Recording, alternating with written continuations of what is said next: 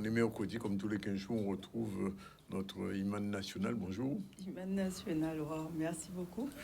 Je suis un petit peu perdu depuis ce matin. Oh là là, il faut trouver son chemin, alors on va parler de ça. On va parler de ça? Oui, justement. Ah ben Voilà, tout arrive. Tout arrive. Alors aujourd'hui, on va parler de l'importance de retrouver du sens, parce que la dernière fois, on avait parlé de l'importance du pourquoi, ce qui permet d'avancer, d'avoir vraiment une motivation. Et parfois, ce pourquoi, il peut être un peu perdu, on peut se sentir complètement dans le flou, dans un on va dire un cas de chemin, sans savoir dans quelle direction on va. Ou face à Vola, ok. Donc, trouver en fait cette quête de sens, c'est vraiment important parce que c'est ce qui va nous permettre de donner une impulsion, une motivation pour ces journées, de savoir pourquoi on se lève le matin, quel est le but de notre vie. Et donc, retrouver ce sens, c'est ce dont on va parler aujourd'hui. On va explorer peut-être des outils justement pour retrouver le sens de sa vie.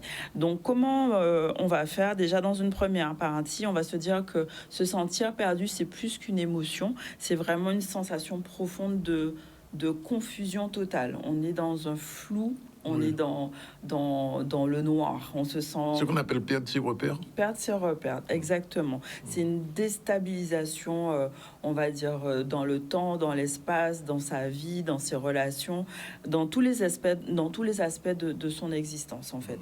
Et ça peut se manifester de différentes façons. C'est une incapacité de prendre des décisions, par exemple. Des questions basiques comme est-ce que c'est thé au café que j'aime, parce que on a perdu vraiment toute sensation, tout ressenti, et c'est vraiment un passage à vide. On est dans le vide total, et donc cette impression-là va à être associé à de la peur, à de l'angoisse, à des émotions d'incertitude, de confusion. On est vraiment dans une période on a l'impression que personne ne peut nous aider en fait aussi, et qu'on ne peut pas s'en sortir. Donc il peut y avoir aussi une répression émotionnelle, dans le sens où je m'interdis de ressentir. Je suis dans le froid, dans le contrôle, dans le détachement. Les choses se passent et je les mets à distance parce que c'est trop pour moi en fait. Et ça peut conduire au burn-out en fait. C'est ça aussi qu'il faut voir. Et c'est pas seulement que les femmes, mais la charge mentale qu'on peut avoir en étant femme, mère, en solo aussi, parce qu'il y en a beaucoup aux Antilles, en Guadeloupe, qui sont mamans solo.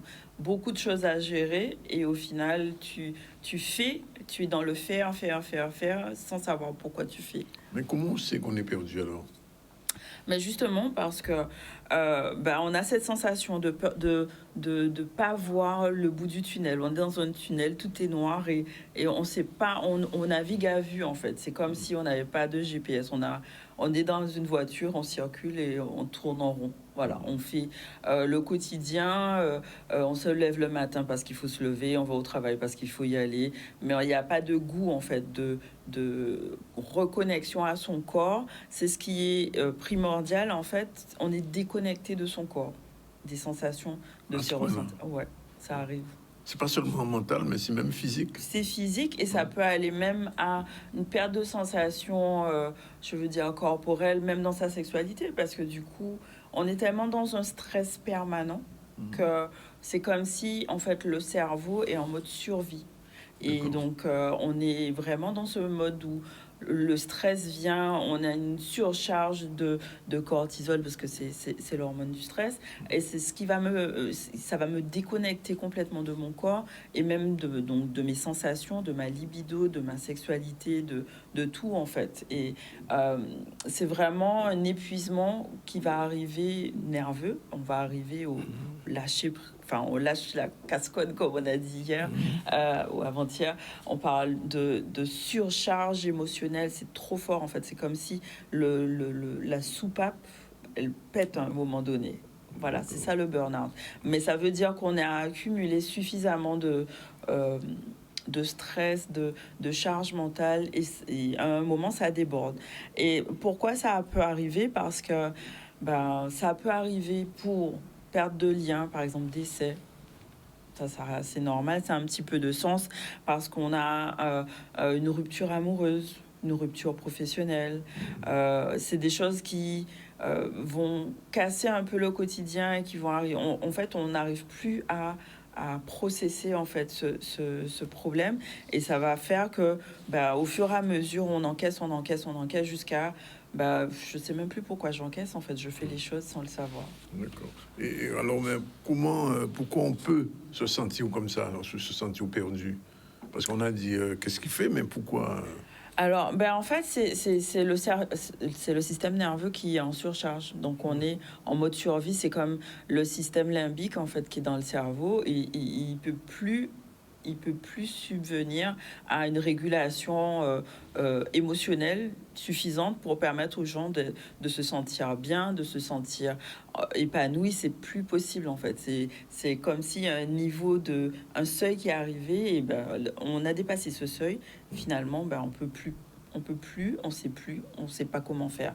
Et donc, l'idée, c'est de pouvoir déjà revenir à son corps et à une réflexion intérieure. Réflexion intérieure, donc se donner du temps, de l'espace pour accepter ce moment de perte, parce que si on se perd, ça veut dire que c'est une invitation à pouvoir redonner du sens, à retrouver, à explorer en fait ce qui peut être important pour soi. C'est vraiment ça. Donc, se poser des questions, on peut remettre peut-être les questions en fond d'écran, parce que c'est important d'avoir cet espace de journaling, d'écriture. Donc, les questions, qu'est-ce qui fait que je me sens perdue? À quel moment j'ai perdu justement le fil, en fait. Je me suis retrouvée submergée par des décisions, par des choix à faire. Si on peut voir à l'écran les questions comme ça, les gens pourront peut-être faire une photo et se prendre du temps vraiment pour répondre à ces questions. Est-ce que mes actions sont alignées? Est-ce que c'est aligné avec mes valeurs, avec ce que je veux réaliser? Quelles sont mes aspirations? Est-ce que mes actions, mes valeurs, mes aspirations me permettent de me sentir totalement épanouie? Qu'est-ce qui m'empêche de prendre des décisions alignées, en fait? Est-ce que j'ai peur? Est-ce que j'ai peur de l'inconnu? Est-ce que j'ai peur de l'échec? Est-ce que je suis trop perfectionniste ou critique envers moi-même? Donc, c'est le slide d'avant où il y a toutes les questions. Et donc d'explorer ses pensées, ses émotions, d'écrire pour permettre de clarifier en fait, de vraiment poser en fait son cerveau, parce que souvent quand on est perdu, on se pose plein de questions, on est dans un cycle en fait infernal, et de pouvoir les poser par écrit permet de décharger vraiment La charge émotionnelle. La charge émotionnelle qui est liée à ça. Et de se poser aussi des questions par rapport à ses valeurs. Qu'est-ce qui est important? C'est quoi les valeurs qui sont importantes pour moi, qui me permettent de donner du sens? Est-ce que c'est la famille? Est-ce que c'est la liberté? Est-ce que ces choses qui vont donner du sens à ma vie, de les identifier vraiment clairement et de poser des actions en fonction de ces valeurs-là. Donc, si la liberté, c'est important pour moi, peut-être que le travail que je fais actuellement, qui est salarié ou fonctionnaire, est-ce que c'est totalement aligné avec ça? Ou bien est-ce que je peux décider d'avoir une activité annexe qui me permet de me sentir épanouie? Donc ça va être l'occasion de se fixer des objectifs qui tiennent vraiment à cœur. Donc des objectifs qui sont en lien avec la carrière, avec son développement personnel. Peut-être que spirituellement, j'ai besoin de me nourrir. Peut-être que dans ma famille ou dans d'autres aspects de ma vie, j'ai besoin d'avoir du soutien. Donc diviser ces objectifs-là et de se dire, 2024, c'est bientôt. C'est l'occasion de faire le bilan aussi pour pouvoir 2024 actionner de façon utile, claire et gérable en fait pour soi, pour son cerveau, pour son corps. Comment je peux reconnecter à mon corps? C'est important aussi. Le corps, c'est vraiment une boussole. Oui. C'est la boussole principale.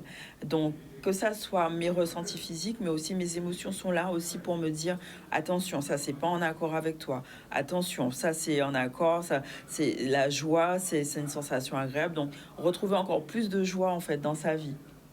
des petites choses. Établir des connexions importantes avec son entourage. Est-ce que mon entourage me nourrit? Ou est-ce que c'est des relations toxiques? Est-ce que c'est des relations qui me drainent? Ou bien est-ce que c'est des relations qui m'apportent? Donc peut-être avoir des actions de bénévolat. Là, on va rentrer dans une phase fin d'année où il y a beaucoup d'actions bénévoles. Peut-être que je peux m'investir dans ces relations-là et ça va nourrir le sens. Vraiment, je vais avoir une vision un peu plus large de ce qui m'apporte du sens. Donc voilà, pratiquer aussi la gratitude, c'est important. Trouver, en chercher l'inspiration là où il y en a. Donc il y a peut-être des gens, des éléments, de la musique, de la littérature, des personnes qui peuvent me porter en fait et me permettre de retrouver le sens vraiment de la vie et d'être patient aussi avec soi, c'est important. Et donc le sens de la vie, c'est pas juste quelque chose que l'on trouve, mais c'est quelque chose qu'on va créer. Et on va, en suivant nos valeurs, comme je disais, en poursuivant nos passions, donc chercher qu'est-ce qui me passionne, et en cultivant des connexions importantes, on va pouvoir donner un sens à sa vie, à son existence. Voilà. Ben, voilà, j'étais un petit peu perdu. Ah. À la fin de cette chronique, je me suis retrouvé et je continue le ZCL sans problème. Super. À bientôt, À très Iman. bientôt.